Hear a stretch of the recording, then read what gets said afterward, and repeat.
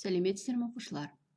Әліппе бірінші сынып, 78-ші сабақ. Бүгінгі сабақтың тақырыбы и дыбысымен әріпі.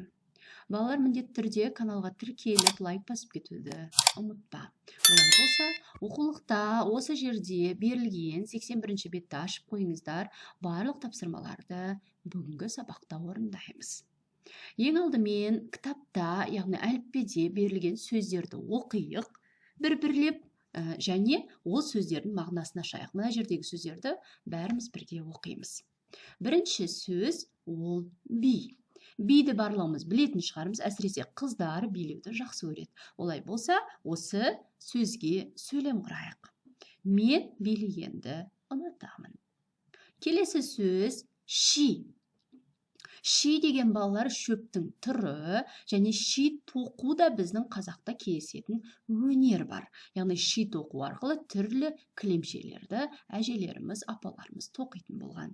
Олай болса, ши тоқу кең таралған өнер деген сөйлемді құрастырайық. Келесі сөз бізде жи.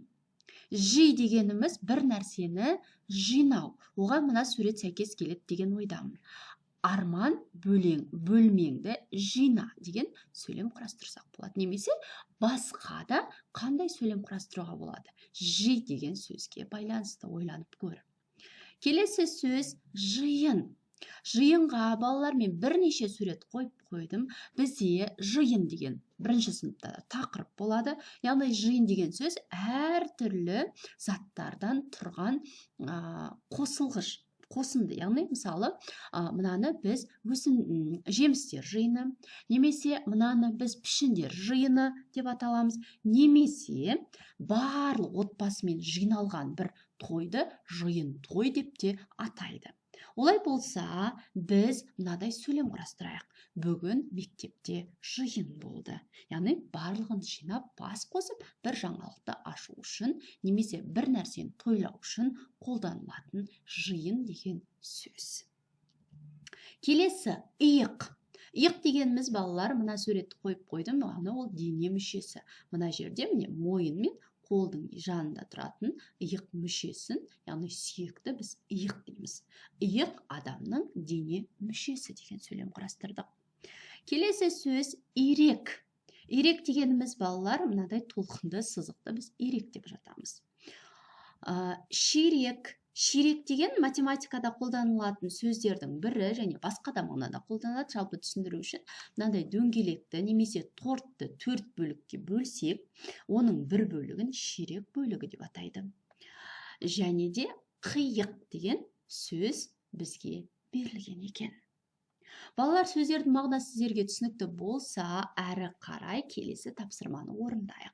Сызбаға сәйкес 3 сөйлем құра дейді. Бізге мынадай сызба берілген, яғни 2 сөйлемнен, 2 сөзден тұратын сөйлем болу керек. Және мынадай бізге кесте берілген. Кестеде уқты тоқиды, шиді басады, киізді шаншиды деген сөздерді беріп қойған, және олардың орындары ауысып кеткен. Соларды орнымен қоямыз, және ол сөздің мағынасын ашамыз. Бірінші сөз бізде уқты шаншиды деген сөйлем болады. Яғни уқты шаншиды. Уқты шаншиды дегеніміз мына суретке сәйкес, уқ деген мына шаңырақпен байланыстыратын мына киіздің бір бөлігі.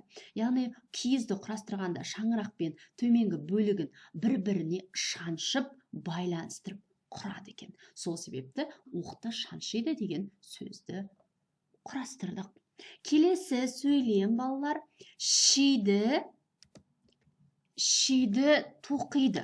Ши дегеніміз балалар шөптің түрі деп айттық, яғни ол шөптен мынадай шиді оны кептіріп, осындай түрлі кілемшелерді тоқиды екен апаларымыз. Яғни біз бұл жерде мына суретті сәйкес қылып алдық, шиді тоқиды.